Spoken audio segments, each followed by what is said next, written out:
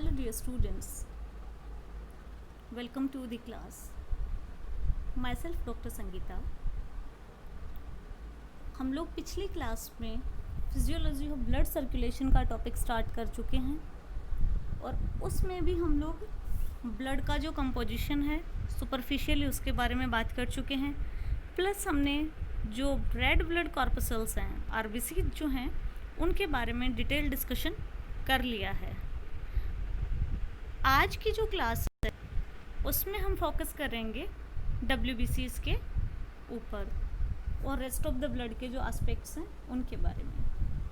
ठीक है, तो WBCs के अलग अलग लोगों ने अलग अलग साइंटिस्ट ने कई तरह के क्लासिफिकेशन दिए हुए हैं, पर जो सबसे ज़्यादा जो प्रचलित जो क्लासिफिकेशन है वो है क्लासिफिकेशन अकॉर्डिंग टू राइट्स. ये हमारे यहाँ पे सबसे ज़्यादा प्रचलित क्लासिफिकेशन है जिसको सबसे ज़्यादा मान्यता मिली हुई है.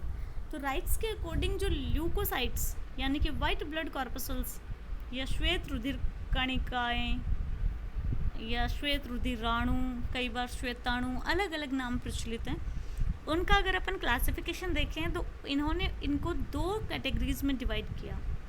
एक वो कैटेगरी है जिसमें वो WBCs आती हैं जिनका साइटोप्लाज्म जो होता है वो ग्रेन्युलर होता है, कणिका में ही साइटोप्लाज्म होता है. ठीक है, साइटोप्लाज्म के बेसिस पे किया इन्होंने ना साइटोप्लाज्म. तो इन्होंने क्या कहा कि वो WBCs जिनका साइटोप्लाज्म ग्रेन्युलर होता है उनको कहेंगे ग्रेन्युलोसाइट्स. ठीक है, यानी उनके साइटोप्लाज्म में कुछ ग्रेन्यूल्स प्रेजेंट होंगे. दूसरा इन्होंने बताया कि वो WBCs जिनके साइटोप्लाज्म में ग्रेन्यूल्स एब्सेंट होते हैं, ठीक है, यानी कोई ग्रेन्यूल्स नहीं पाए जाते, उनको अपन कहेंगे एग्रेन्युलोसाइट्स. दो तरह के हो गए on the basis of presence of granules in the cytoplasm. One is granulocytes और सेकंड इज एग्रेन्युलोसाइट्स. ये जो ग्रेन्युलोसाइट्स हैं इनके फर्दर क्लासिफिकेशन को अपन देखें तो ये साइटोप्लाज्म में पाए जाने वाले जो ग्रेन्यूल्स हैं वो किस तरह के स्टेन से स्टेन किए जा सकते हैं, स्टेनिंग ऑफ दीज ग्रेन्यूल्स, इसके अकॉर्डिंग इनको फर्दर 3 टाइप्स में डिवाइड किया गया है. ठीक है, वन इज इयोसिनोफिल्स या फिर एसिडोफिल्स, सेकेंड इज बेसोफिल्स, यहाँ पे चल रहे हैं हम इयोसिनोफिल्स या एसिडोफिल्स, बेसोफिल्स और न्यूट्रोफिल्स, यानी जिनके साइटोप्लाज्म में पाए जाने वाले ग्रेन्यूल्स एसिडिक स्टेन से स्टेन होते हैं या बेसिक स्टेन से स्टेन होते हैं या किसी भी स्टेन से स्टेन नहीं किए जा सकते हैं. इस तरह से 3 तरह के हो गए. इन द सेम वे एग्रेन्युलोसाइट्स जो होते हैं वो भी 2 तरीके के हैं. किसके आधार पर? न्यूक्लियस की शेप या फिर न्यूक्लियस की पोजीशन के आधार पर. ठीक है, one is lymphocytes and second is monocytes. सबसे पहले हम स्टडी करने वाले हैं ग्रेन्युलोसाइट्स की. ग्रेन्युलोसाइट्स में फर्स्ट टाइप है एसिडोफिल्स. एसिडोफिल्स को अगर देखा जाए तो ये टोटल जो WBCs होती है उनका 1 to 4% होती हैं. अगर इनके न्यूक्लियस को देखा जाए, सर्कुलर न्यूक्लियस नहीं है इसका, है ना, न्यूक्लियस इसका है बाइलोब्ड, 2 लॉब्स में डिवाइडेड है. बाइलोब्ड न्यूक्लियस है. स्टेनिंग की अगर बात करें तो एसिडिक डाई से स्टेन किए जाते हैं. Acidic dye for example eosin, इसीलिए नाम पड़ गया एसिडोफिल्स या इयोसिनोफिल्स. लाइफ स्पैन की अगर बात करें हम तो ये 8 से 12 दिन तक ज़िंदा रहती हैं. ये सारी की सारी WBC हैं भाई, आज जो पढ़ने वाले हैं वो. ठीक है, 8 से 12 दिन तक ज़िंदा रहती हैं. इनकी संख्या एलर्जी के टाइम पे बढ़ जाती है और ये एक केमिकल सिक्रेट करती हैं जिसको हम कहते हैं हिस्टामिन. एलर्जिक रिएक्शंस के टाइम पे हिस्टामिन का सिक्रेशन करती हैं बॉडी में, जो कि एलर्जिक रिस्पॉन्स क्रिएट करता है.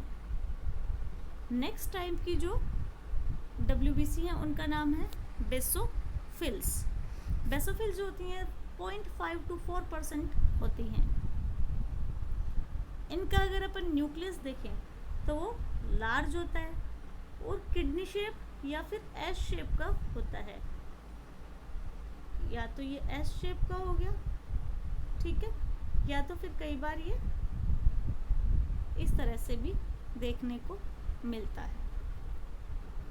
मिथाइलिन ब्लू से स्टेन किया जाता है which is a basic stain, इसलिए बेसोफिल्स भी कहते हैं। लाइफ स्पान की बात करें अगर अपन तो 12 से 15 दिन तक जिंदा रह पाती हैं बेसोफिल्स। और ये जो सेल्स हैं ये हिपेरिन का सिंथेसिस करती हैं, जबकि ये अपने अंदर हिस्टामिन एंड सेरोटोनिन को कैरी कर सकती हैं।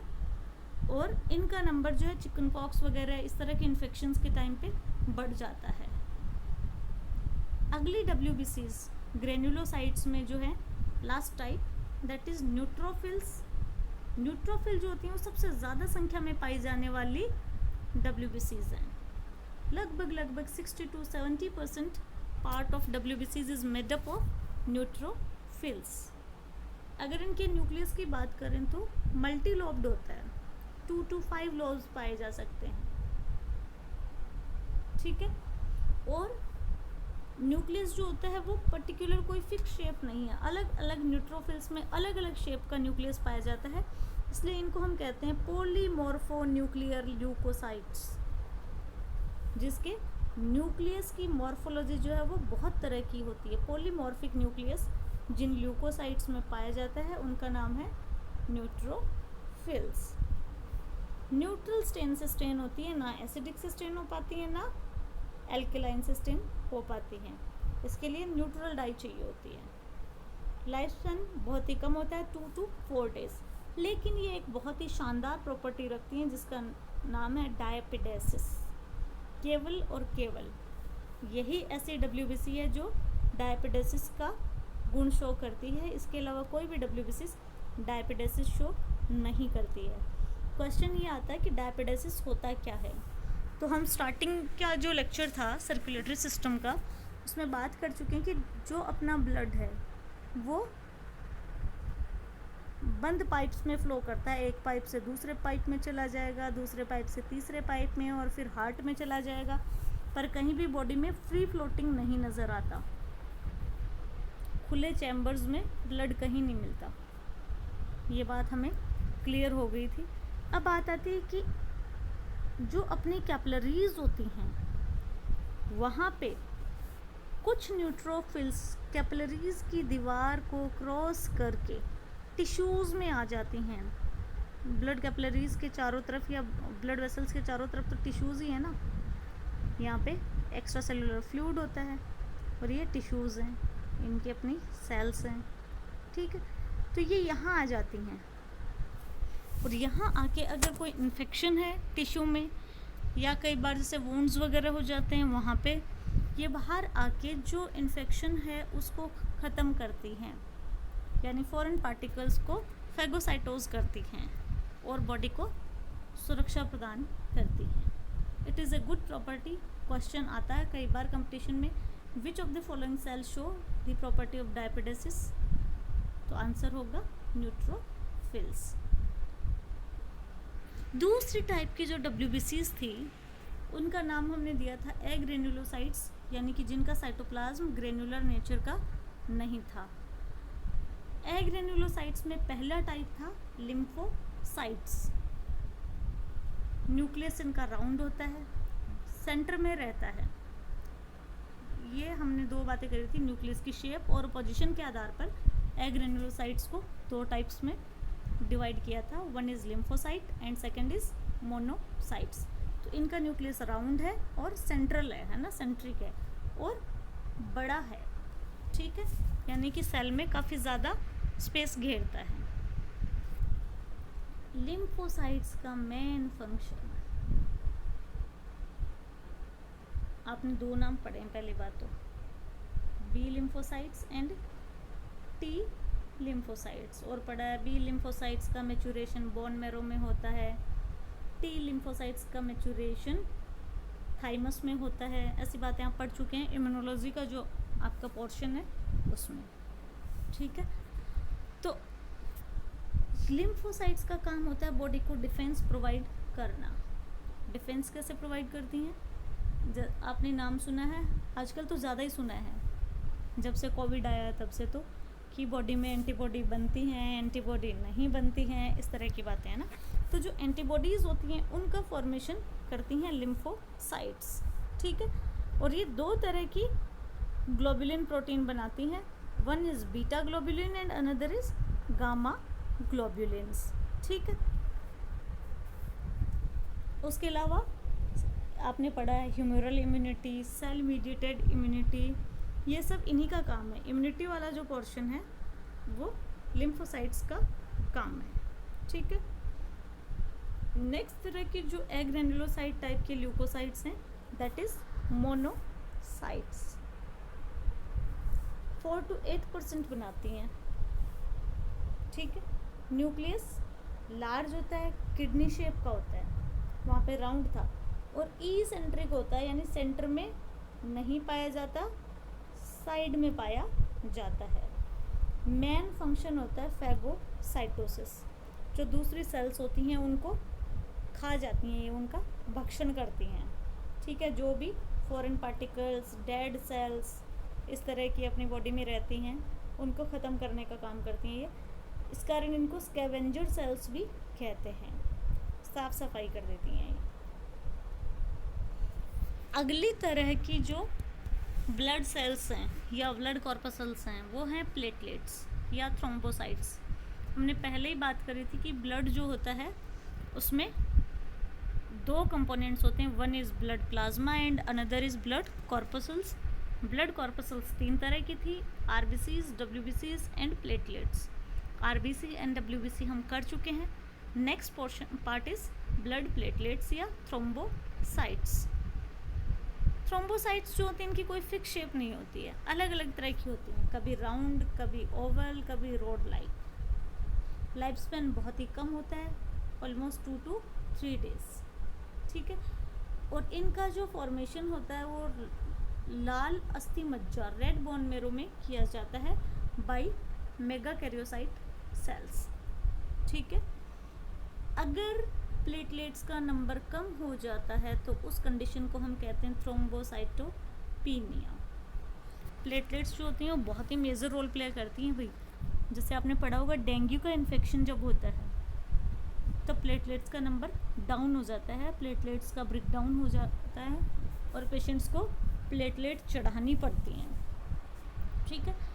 कारण क्या होता है कि अगर प्लेटलेट्स का नंबर कम हो गया एक लिमिटेड नंबर से तो ब्लड अपने इंटरनल ऑर्गन्स में लीक होना शुरू हो जाता है, और अगर ब्लड लीक होगा तो ब्लड की क्लॉटिंग हो जाएगी, और इंटरनल ऑर्गन्स में क्लॉटिंग होने का मतलब रिस्क बहुत बढ़ जाता है, स्पेशली अगर ब्रेन या कुछ ऐसे ऑर्गन्स में क्लॉटिंग हो गई तो, ठीक है।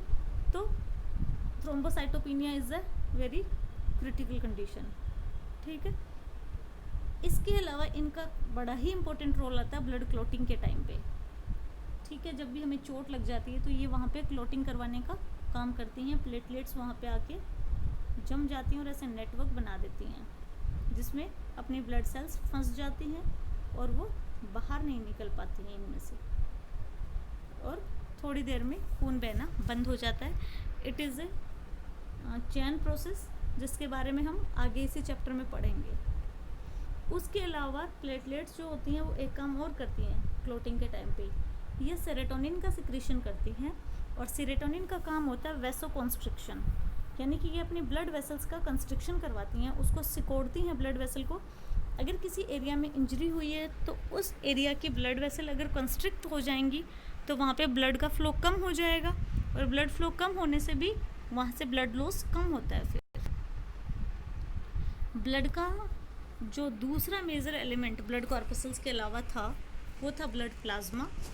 तो जब अपन ब्लड कॉर्पसल्स की बात कंप्लीट कर चुके हैं तो अब थोड़ा ब्लड प्लाज्मा को डिस्कस कर लेते हैं। ब्लड प्लाज्मा जो है वो पेल कलर का होता है, ना तो एकदम वाइट होता है ना ही येलो होता है, वाइट और येलो के बीच का होता है, क्लियर होता है एकदम, ठीक है। जिंदा नहीं होता है, नॉन लिविंग होता है, यानी इसके अंदर जो भी कंपोनेंट्स होते हैं उनमें से कोई भी कंपोनेंट लाइव नहीं होता है, क्योंकि कंपोनेंट ही क्या होते हैं, या तो वाटर होता है, या कुछ इनऑर्गेनिक आयंस होते हैं, या फिर कुछ ऑर्गेनिक कंपोनेंट्स होते हैं। और ये अपने ब्लड का ग्राउंड फ्लूइड होता है, इसके अंदर ही सारी सेल्स तैरती रहती हैं। ये गलत लिखा गया है ना, 55% लिखना था यहाँ पे। 55% ऑफ ब्लड जो होता है वो किसका बना होता है, प्लाज्मा का, यानी टोटल ब्लड का 55% प्लाज्मा होता है। इसकी स्पेसिफिक ग्रेविटी की अगर बात करें तो वो होती है 1.0252 to 0.034। We need to remember these things. Viscosity होती है 1.7 to 2.2 टाइम्स ऑफ वाटर, यानी जितना वाटर होता है उससे ज़्यादा विस्कस होता है। कितना गुना विस्कस होता है पानी से, 1.7 to 2.2 टाइम्स। प्लाज्मा का अगर कंपोजिशन देखोगे तो उसमें 90% वाटर होता है, 7% प्रोटीन्स होती हैं, 0.9% इसमें सॉल्ट्स होते हैं और 0.1% ग्लूकोज पाया जाता है। अगर ब्लड में पाए जाने वाले ऑर्गेनिक कंपोनेंट्स की बात की जाए तो इसमें होती हैं plasma proteins, urea, uric acid, creatine etcetera, ठीक है। और अगर इनऑर्गेनिक कंपोनेंट्स की बात की जाए तो sodium, potassium, calcium, magnesium, chloride, bicarbonates and HPO3 etcetera, है ना। ये सारे प्लाज्मा के इनऑर्गेनिक कंपोनेंट्स होते हैं। अगर अपन बात करें ब्लड के फंक्शंस की तो ब्लड अपनी बॉडी में कई इंपॉर्टेंट रोल प्ले करता है। First and most known to the function is transportation of gases. Oxygen को टिश्यूज़ तक लेके जाता है और CO2 को टिश्यूज से लंग्स तक लेके आता है। सेकंड है गैसेस के साथ साथ न्यूट्रिएंट्स का भी ट्रांसपोर्टेशन करता है पूरी बॉडी में। उसके अलावा जितने भी एक्सक्रीटरी प्रोडक्ट्स हैं उनका भी ट्रांसपोर्टेशन करता है। साथ ही साथ जो अदर सब्सटेंसेस होते हैं उनका भी ट्रांसपोर्टेशन करता है, जैसे कि आपकी एंटीबॉडीज़ हैं या फिर कुछ प्रोटीन्स वगैरह होते हैं, कुछ इनऑर्गेनिक कंपोनेंट्स वगैरह, ऑर्गेनिक कंपोनेंट्स, उन सब का ट्रांसपोर्टेशन भी, हार्मोन्स, इनका ट्रांसपोर्टेशन भी ब्लड करता है, ठीक है। टेम्परेचर रेगुलेशन जो है वो ब्लड का एक और महत्वपूर्ण काम है। बॉडी टेम्परेचर को रेगुलेट करके रखता है, बॉडी को डिफेंस प्रोवाइड करता है। दो तरह से करता है, one is by the immunoglobulins, ठीक है, यानी कि जो इम्यून सिस्टम है उसके थ्रू, और सेकंड फैगोसाइटोसिस का प्रोसेस होता है उसके थ्रू। उसके अलावा वॉन्ड हीलिंग में हेल्प करता है, उस या बॉडी का आयनिक जो बैलेंस है उसको मेंटेन करके रखता है। उसके अलावा बॉडी का pH मेंटेन करता है, ब्लड क्लॉटिंग में हेल्प करता है, प्लस वाटर बैलेंस को मेंटेन करता है। उसके अलावा बॉडी हीट को रेगुलेट करता है, ब्लड प्रेशर जो होता है वो भी रेगुलेट करता है, लिम्फ का फॉर्मेशन भी ब्लड ही करता है। ये सारे ब्लड के कुछ महत्वपूर्ण काम हैं। इसके अलावा भी और कई सारे काम होते हैं। थोड़ा आप लोग इसको बुक से या नेट से देखने की कोशिश कीजिएगा। आज के टॉपिक में इतना ही। Thank you. जब तक कि नेक्स्ट टॉपिक के साथ हम मिलते हैं तब तक कि अपना ध्यान रखो, सुरक्षित रहो, पढ़ते रहो।